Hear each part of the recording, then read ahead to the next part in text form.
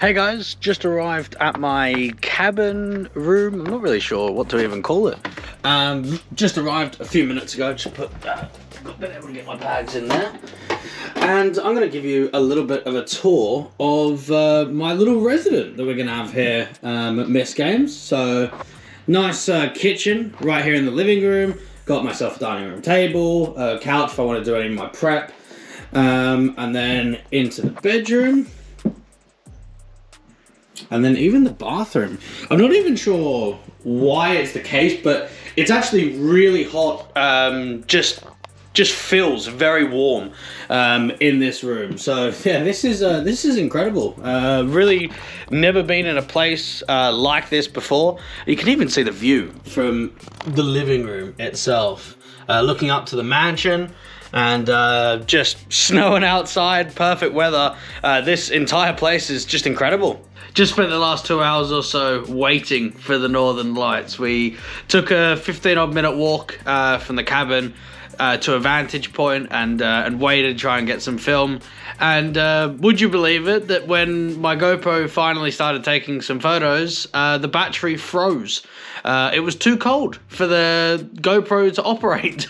So I had to turn it off, reboot it. And I got a couple of good photos, so we'll see what it comes out like in the end when I export it to the PC. But yeah, very cold right now, so super glad that I've got back into the cabin where there's heating.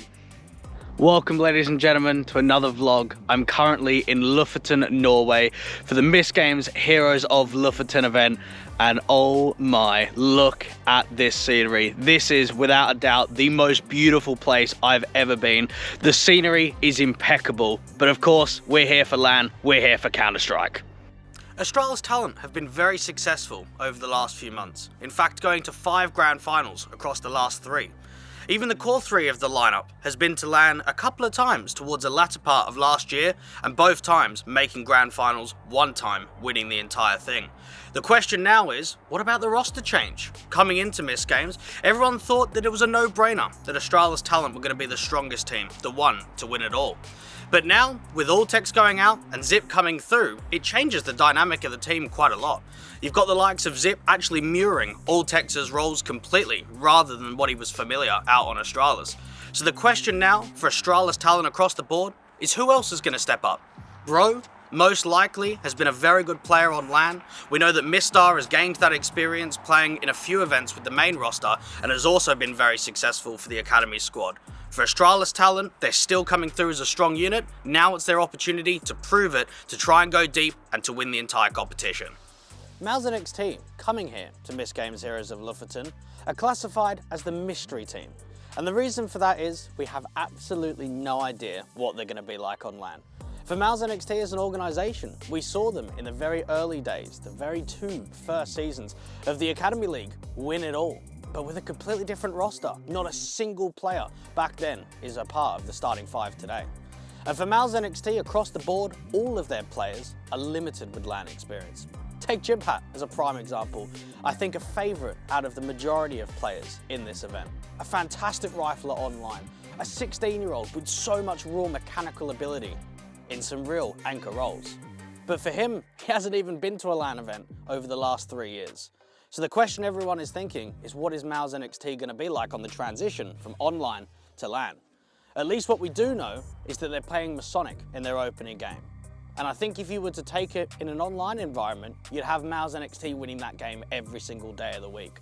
We have to judge them game by game and map by map. If they're able to overcome Masonic and keep going further into the bracket, we'll get a better idea on exactly where they sit.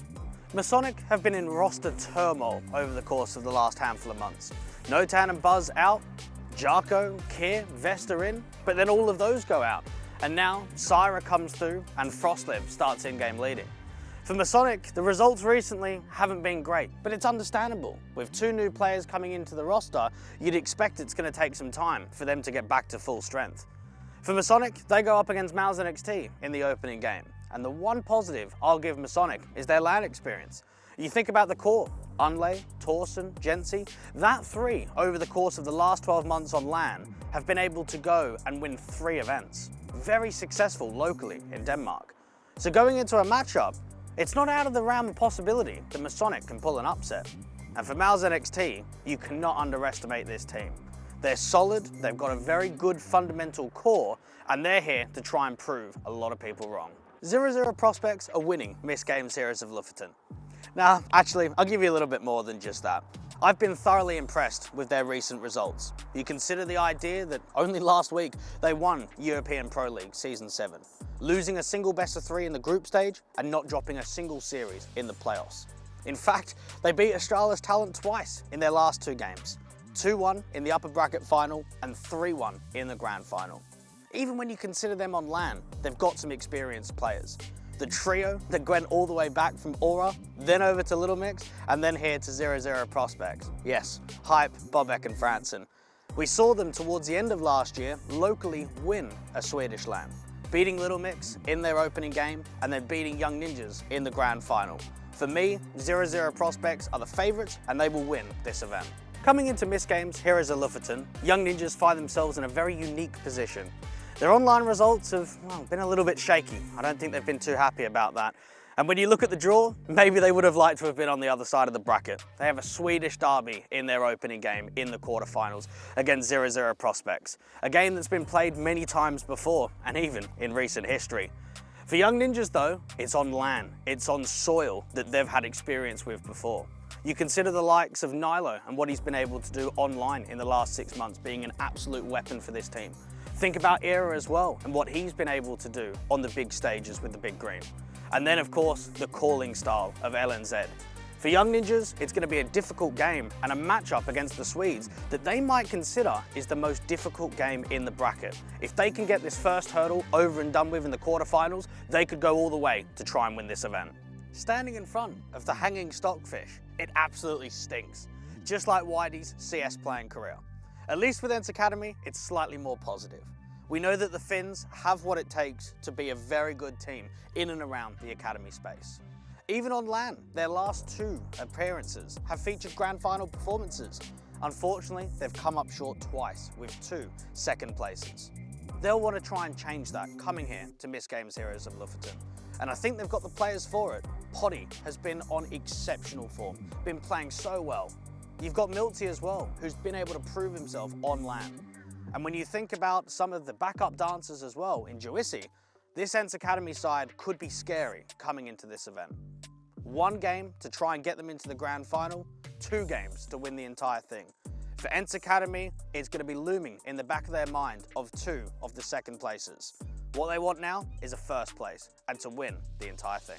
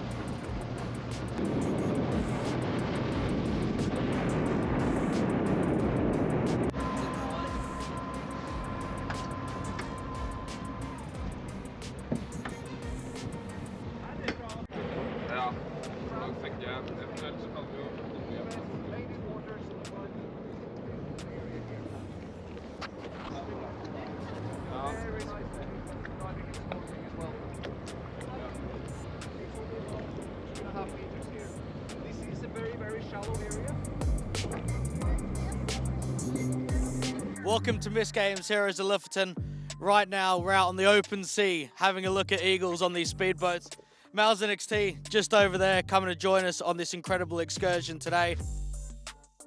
I'm joined now by QQ on the vessel. First LAN for the entire team. What are the expectations and feelings coming into the event? I think we are well prepared. I think we have a good opponent in the first game, Masonic. But I'm also very confident that we can take them down, and I think it just adds fuel to the fire if we can win the first match, and then I think we can go the distance and probably win the whole thing. I think that's our expectations at least. And do you think this is proving ground? Because I think a lot of teams here, you look at prospects, they've been at LAN. We know Young Ninjas, they've been successful at LAN. Ents Academy have been to a couple of grand finals locally. Because even the team and individual players we haven't seen on LAN, is this proving ground, this event? Yeah, I think it's proving ground. I think we're just gonna play our own game, and I don't think there's a lot of us that has that many nerves, even when it comes to LAN. I think we're pretty comfortable when we're just around each other, and now we are gonna be here for. I mean, we have been here for 2 days before we play our first game, so I think that's really good for us as a team. So we get a closer connection before we play the first game. I think it's good for us. And is this the first time you guys have all been together, or have you had boot camps in the past? No, we've been with each other before. We've been in Poland in the Kingwin Esports Center in Warsaw, and yeah, for a week there back in January. So this is the second time that we are with this roster all together, and then there has been one other time where Slent wasn't here because we had a different AWPA back then. Well, we know that the Mouse NXT side are going to face off against Masonic. Don't miss out.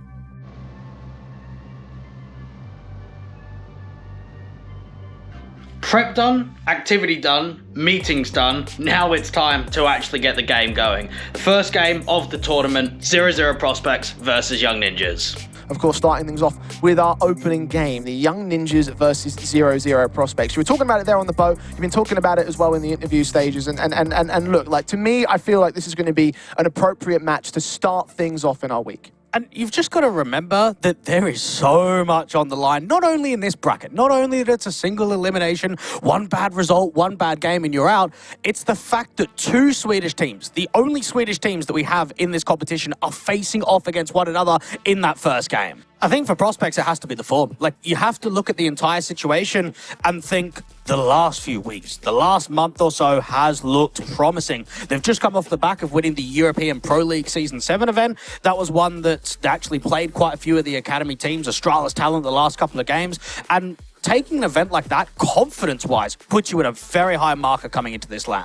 Ancient Vertigo and Overpass then, Dwayne. I take a look at that and I think that there's a decent core win rate right there for the Young Ninjas and sort of like that second to fourth best maps in the pool right here. Is that a positive indication right now for the Ninjas side? No, that Vita looks really good for Prospects.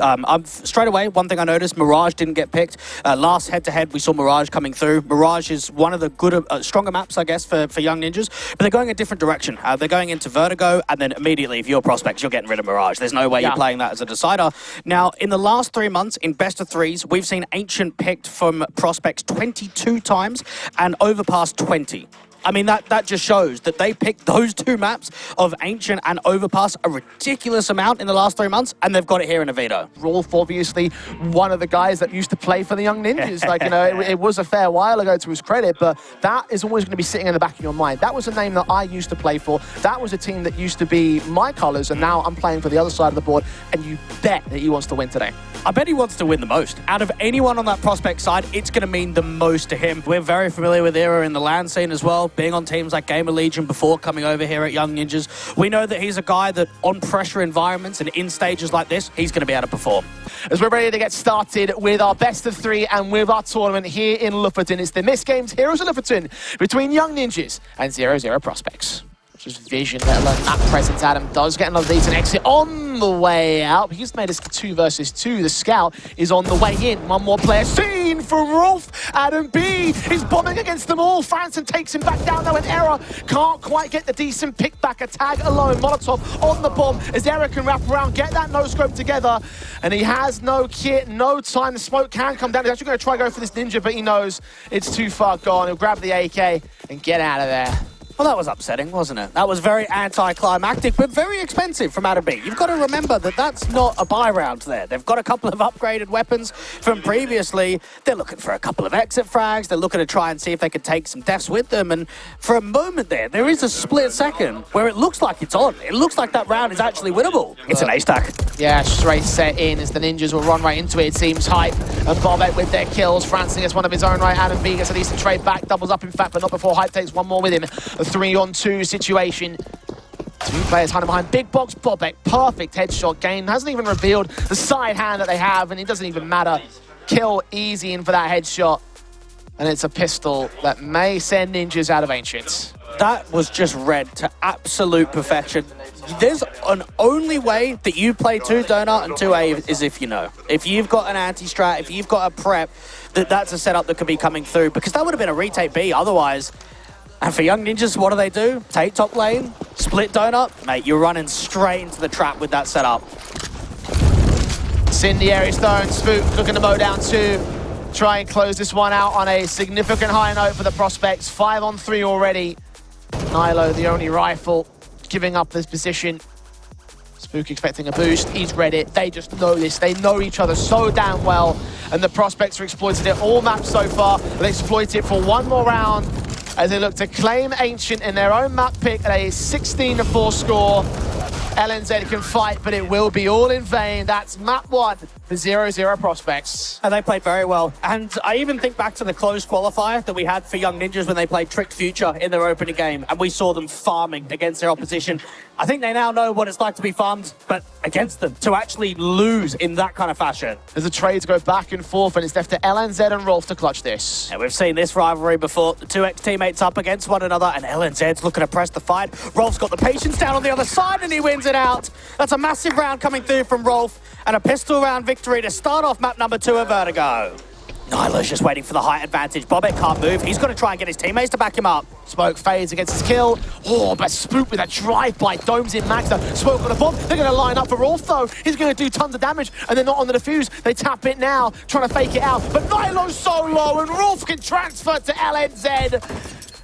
It took a couple of rounds, but in the end, they do get to map and match points. And you force the reset, don't you? Anytime you're up against map and series point, you hope, can we get some sort of buy on the table? Can we at least give ourselves a chance economically of putting up a fight? Rolf with a multi-frag. And the money is going to be absolutely horrendous right here for Young Ninjas. Pistols, upgraded pistols, is the best that they can offer. But with the odds stacked against him, with the weapons that bear down upon the man, with the situation the Young Ninjas have found themselves in, it will be a futile effort. A 16-4, 2 of them to close out this series and make it a simple affair for 0-0 Prospects to move on to the semi-finals. All I can say off of the back of that one is well done to the Prospects. They've come into this series today, Jay. They've shown us class. They've shown us good composure. I think Spook had a really good game. We saw the key elements of the rest of the rifle pack step up. Hype was very consistent. And for Prospects going to their first international LAN, this was the perfect beginning to get their first game done. Yeah, I think you have to look at that and say it's a massive disappointment for the Young Ninjas. I mean, they're all friends, obviously, but it's just like this rivalry was set to be one of our key matches in the tournament, and it just didn't deliver in that sort of sense. You know, 8 rounds over a whole series, I can kinda, not quite, but kinda forgive that for Ancient, the opposing map pick. I certainly can't forgive that overall in the series, and I can't forgive it for Vertigo. That was theirs. That should have been their chance to bounce back, and just didn't happen, man. It's just an embarrassing performance across the board for Young Ninjas. Like, that just has to be said. Maybe the match sharpness was something that affected them. Again, we have not seen them play a HLTV official in nearly 60 days. They come into this event, they've said that they've worked really hard, they've got some stuff fresh, and you come into a series and get absolutely battered. They didn't have many opportunities at all, and I think for the Prospect side, you can't offer a better best of 3 than what we've just seen there. Any final thoughts in terms of what we've had today?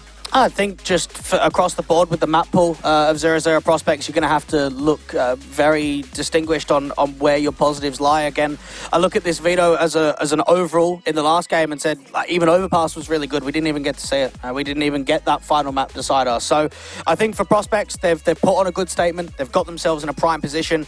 And for every other team, they have to be looked at as a threat. Indeed, they are. So we'll see how much of a threat they'll be against Instant Academy in the coming days. But again, Mouse versus Masonic coming up tomorrow here in the Heroes of Lofoten. So we'll see you back there as we roll on with our tournament action for this week. Day 1 was an absolute disaster for Young Ninjas, but I guess for the Prospects, it's a slightly more positive note of being able to get away with 2 16-4s. But now we're on to day 2. Now we're on to the next matchup. We've got MistGames versus Masonic, and in all honesty, I'm really excited for this one. I think Masonic are coming through as underdogs, and I wonder if MistGames are going to underestimate them going into this matchup. Even MistGames, we haven't seen this roster on LAN at all, so there's a lot that we can dive into. We've done this one Pacific series, so yeah, can't wait. I think Nexius is a great entry fragger, always on the ball, trying to open up space, because you do have some star individuals on this team. You look at someone like Jimpat on T side, he can make magic happen in rounds. Also on CT side, has a lot of anchor roles. So I think for Nexius, he's got one of the most amount of LAN performances out of the majority of guys on this team, so he might be slightly more comfortable than some of the others. I think this is a kid that even I don't know a massive amount about. He has got very limited pro experience. He's got less than 30 maps played on HLTV. He's had 2 maps on LAN, but he's young, and I mean, look at Black, man. Look what he's been able to do in the past with his pickups. Think about Bruiser, think about Alltex, think about Buzz, Notan. The list goes on and on, that he's picked up young talents and he's turned them into superstars. Thank you, guys. Thank you. Thank you. Thank you. God kamp. God Vito. Disappointment in the Anubis band at the tail end there of that Vito Dwayne. Why did Masonic have such a reaction in that sort of capacity? Both teams don't play Anubis, and I would have been shocked if it got floated right to the end. When I didn't see it as the 2 permas, I thought, geez, we're in for a wild curveball here. The overpass pick is slightly different. We don't often see overpass being picked. I think it's only been picked 4 times in the last 3 months from Masonic, so maybe trying to just change things up because of the team that they're playing? Yeah, I mean, we actually played Overpass yesterday, and we had like a really good overtime game. It was super close, but I think they've gained a lot of confidence from that game, and that's why it's come out with the pick. Obviously, Vertigo as well with Mouse NXT was kind of expected, but yeah, I'm surprised by that pick. But it's going to be interesting. 3 maps that I kind of expected, and it was funny to see about the old Nubis situation as well. You've got a young rookie on the team, Sarah, the 16-year-old. What's he going to be like? We've seen very little of him when it comes to pro matches. So is he feeling comfortable over the last couple of days? Is he ready for the game? I think so, actually. I think he's been really surprising. We knew he was a pretty good talent when we picked him up, but he actually done really well, even above our expectations. He's very communicative, a very crisp aim, and he also picks up things very fast, so he's quite easy to learn a lot of stuff. So I feel like he's just a great addition, and he will just become better over time. And who's the most deadly player that we should be looking out for you on your side?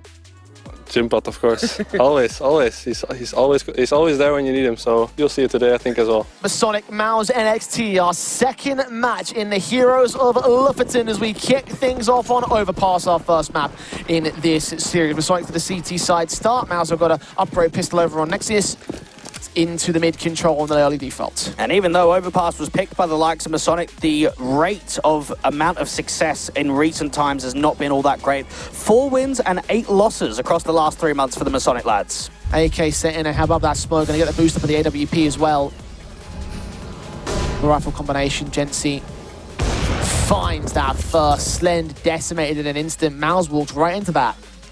Adelaide's got a boost out towards the B site as well. This is getting quite creative here for the Masonic side, and they're about to make it a 5v3. See the feet of Jimpat sticking out below that smoke, making it look easy for a kill. This is just good Counter-Strike being played. Yeah. A lot of reactionary things, a couple of creative boosts here and there. And now if you're Masonic, you just play man advantage. Play passive in the bomb sites. You don't need to make info plays from this point onwards. Out towards long. They're hunting for the kill instead, and actually Sura gets Nexius to fall. A 5-on-3 now for Masonic. Mouse NXT trying to get back into this A site. Unlay backed up into the corner, finding Jimpat as they do not check the corner. It's a simple triple sequence denied at the very end by Sura, but not like it matters for Masonic. 8-0. They have yet to concede a round before winning the half. Jimpat 3 years, Slend 2 years, QQ 1 year, and Nexius 1 year. Now you might be wondering, what do these figures mean, Jay? That's how long it's been since these guys have played LAN. And think about the position you find yourself in now. You're 08 down, you've got lack of LAN experience, you're going up against a LAN quality team in Masonic. You must just be molding. You must just emotionally find yourself in a very awkward position. I mean, take Frostlev, right? We were talking about Masonic being able to work with some good players in the past. He played on Fragsters. That's where Stown and Refresh used to play once upon a time. Yeah, he's had that experience with Tier 1 capable talents. Again, we've seen players come out of Masonic and go to that Tier 1 environment. What's to say he's not playing with a few now? and now you've just got to slow it down. You've got a lot of territory to work with out there towards the connector sight line. Anlay is trapped out here, though. Flashes, send, Anlay, not be able to get punished by it. Jimpat trying to make his way into the site, onto the bomb is where he'll look, but they'll swing towards it, just covering fire, trying to get this man up. Molotov sent. Unlay gets his pick, he's known. The other two are not. Jimpat finds that first, taps the bomb. Now Froslev caught off damage. QQ gets the kill. Jetty spotted, but he lines up a decent frag. Now needs it into a 1 versus 1. QQ charging him down. M4 picked up, taps the bomb. Can't win the fight.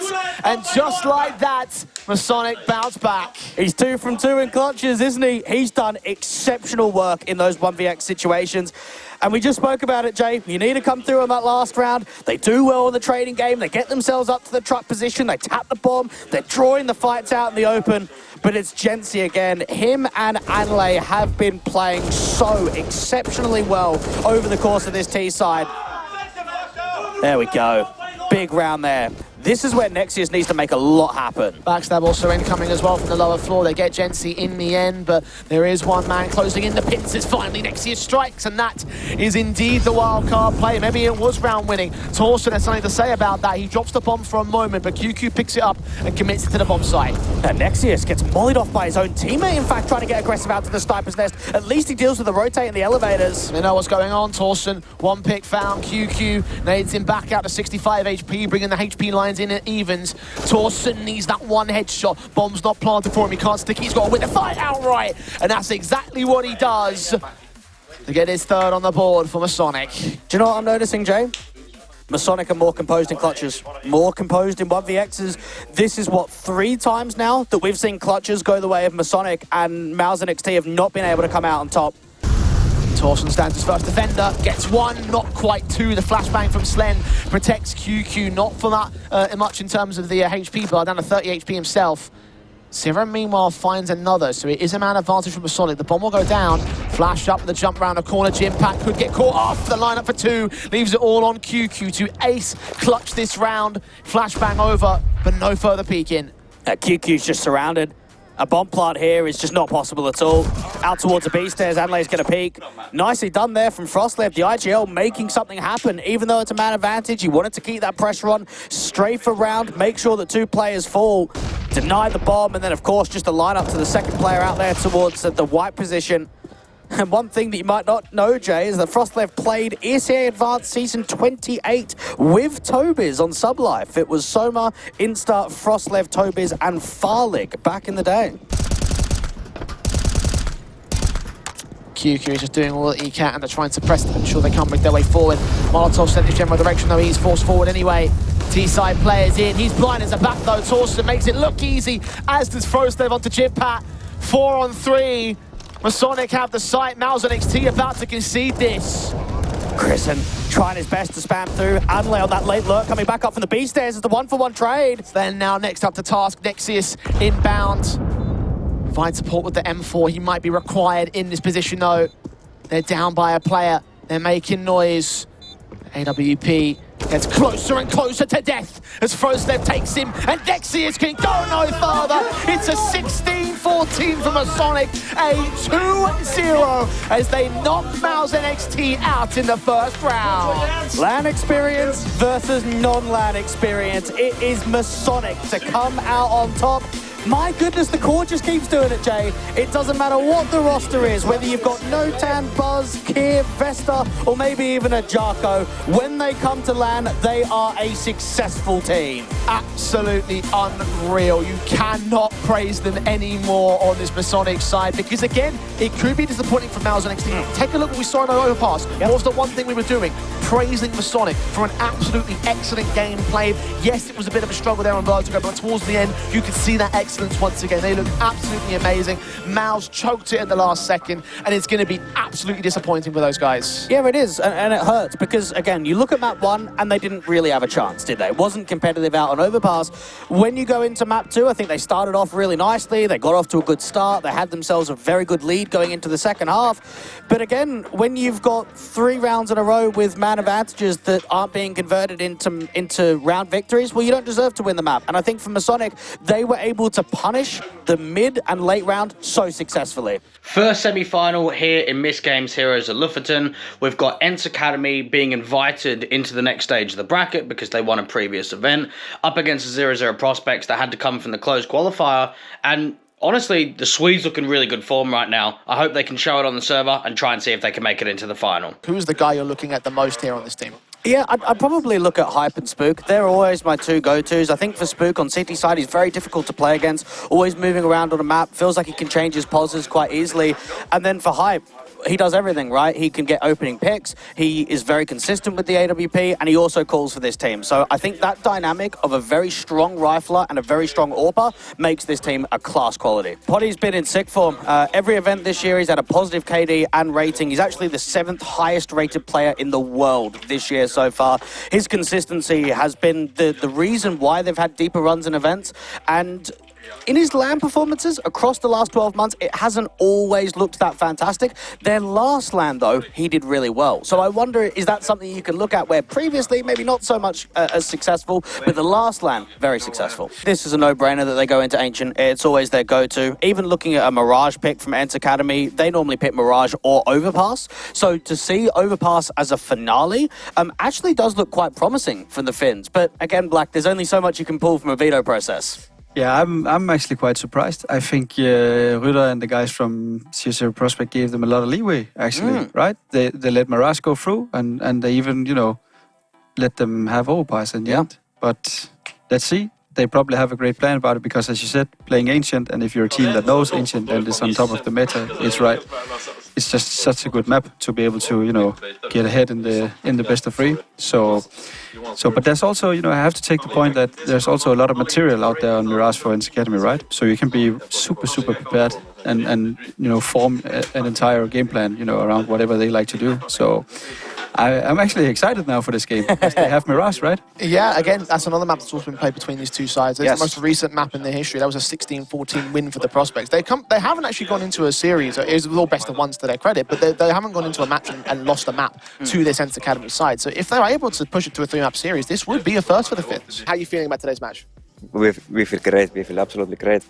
We have not prepared that much, but we don't need it. Pistol round of the first map up in our semi-final series between Prospects and Ents Academy. Ents on the CT side start of Ancient, and Henu is creeping close to first contact. Just a B-stack coming through here from Ents Academy, having a single spotter set up out there from server in mid. Henu thinking about getting aggressive out here from Cheetah. Quick up from Rolf, his Glock pulled out, trying to tap his way forward past those smokes, doing a little bit of damage, but it's Hype that picks up Henu to kick things off. Nice start on the opener. Rolf does get his kill through smoke in the end as Miltsy ends up dropping. Poddy's waiting. The bomber's gone down. It's a 5-on-3. Oh, this is such a difficult retake. Even a height advantage out here to the cave position. And look at Hype. He's mid-rounding coming through on a backstab. Slow pushes back, going to keep Ents suppressed and eventually closing the pincers against all 3 of these remaining players. It's only a matter of time. They've got to act now, and then they've got to act against the backstab, and Spook's not done. He gets Silver. Poddy gets one to return, and finally Hype can strike. One tap to the head. Juissi falls the same, and the Prospects continue the Hype train from the quarterfinals into the pistol. Bobek, however, falling to server as the opening kill,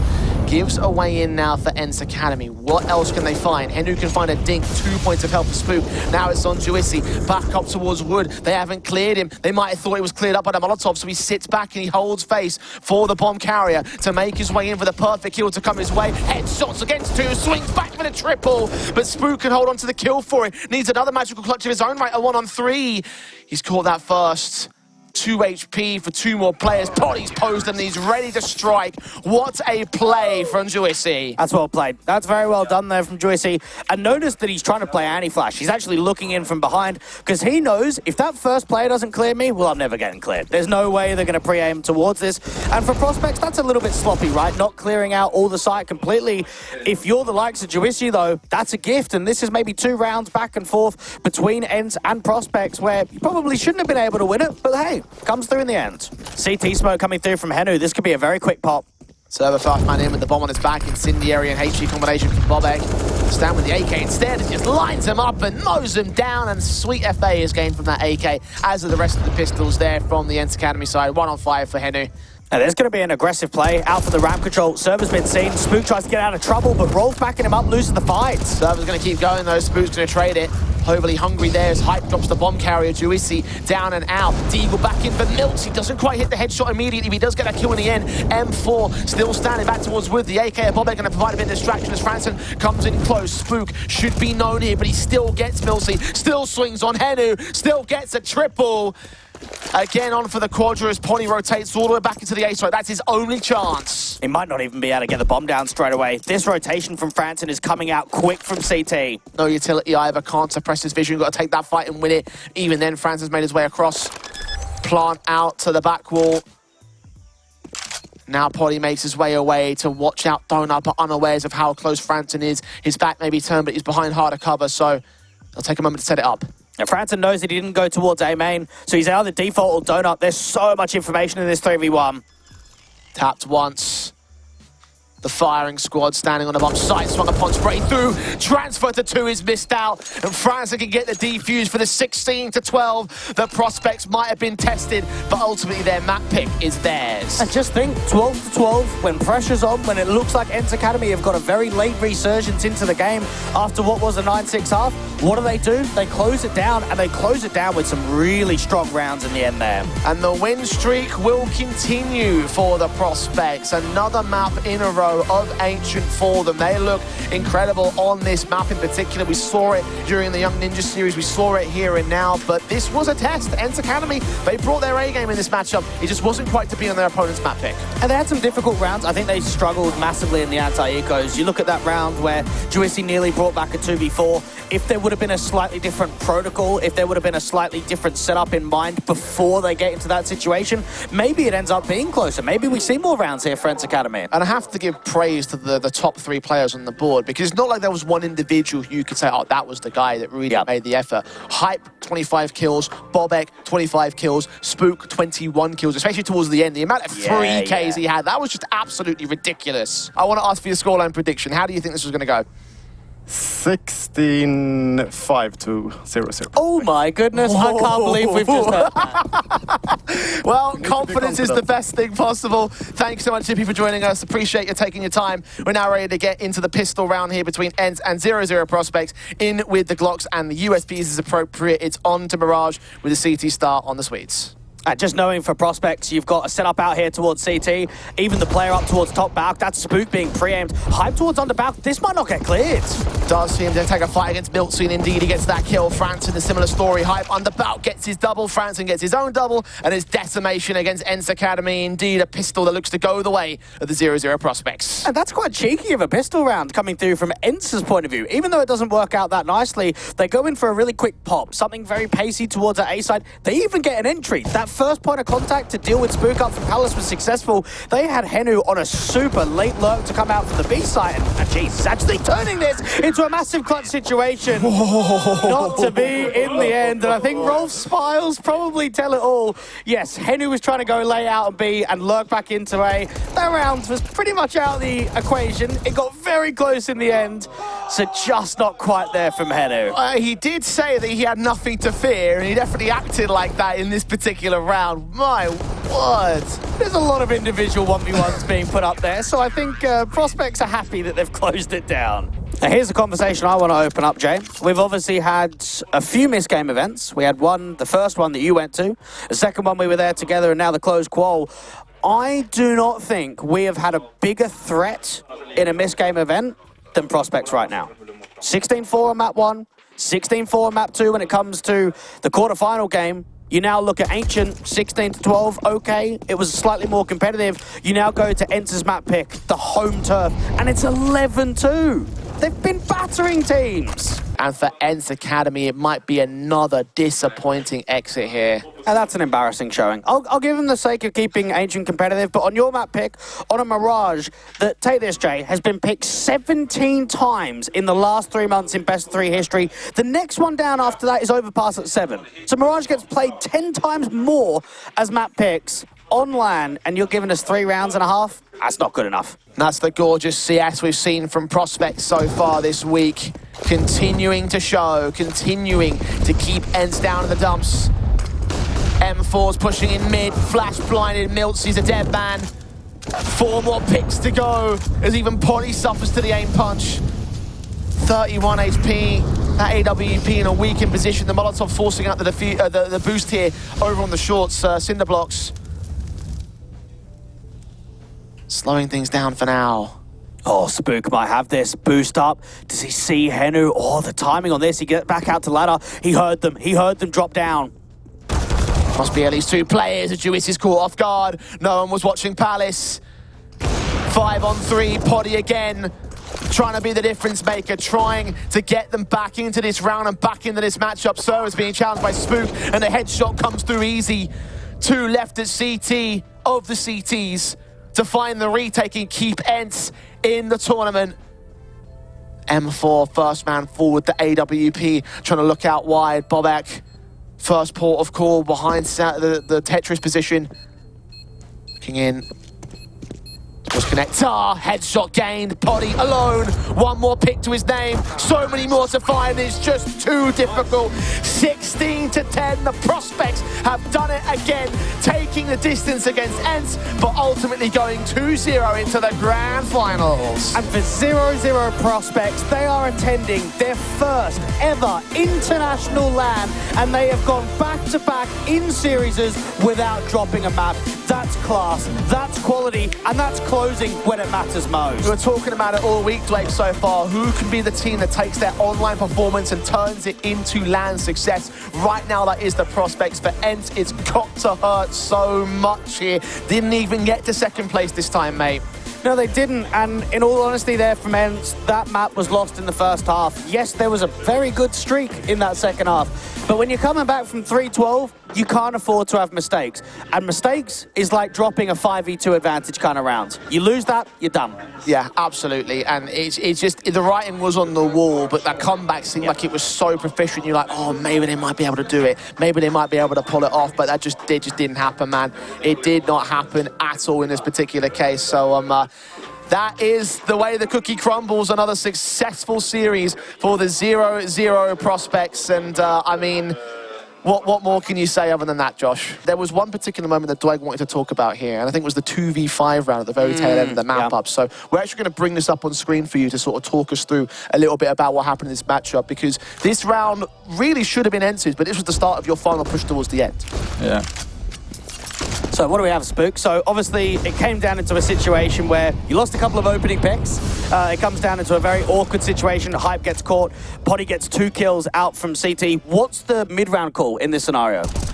Basically, it's to abuse the rotations. So you see we have the bomb in the BL, so basically when we get that frag, we know B is clear, obviously. Yeah, and just to add as well, like France's mid, so you've got to feel like, do you need to make a play there because you're by yourself? I feel like I should play for myself, play time, do whatever I need to do. As soon as I get this kill, we knew where the other 2 was, so I could just plant it and play time for Franson to play the clutch. And I think what we noticed as well on the stream, Jay, was that these guys were even hesitant that there was a backstab coming through from window. What they don't know is Franson's obviously joined you out to the apartments. Now, in a 2v2, what are the comms like in this late round situation? It's basically the other guys telling me where Franson is and what they need to do. Like basically play time in this scenario. Yeah, and I think we see this exactly from Franson. He's got a volley, ends up trying to fire out in the open, no smoke for the CT, so Juicy ends up burning, just jiggling down to make sure that he's not being pre-aimed. And I think a round like that speaks volumes to your team, that you're never out of the round. It's never a far-gone conclusion, because it's got to be difficult to work a 2v5. Yeah. But we had pretty good positions in that 2v5, so it was definitely doable. However, for tomorrow, we have one more matchup in the semi-finals for you, the Danish derby, as Masonic look to take on the Astralis Talent side. He's licking his lips, he's rubbing his hands, because he knows how down to the wire that one's going to be. If it's anything like today, it will be an absolute banger. We'll see you back here tomorrow for even more of the Heroes of Lofoten.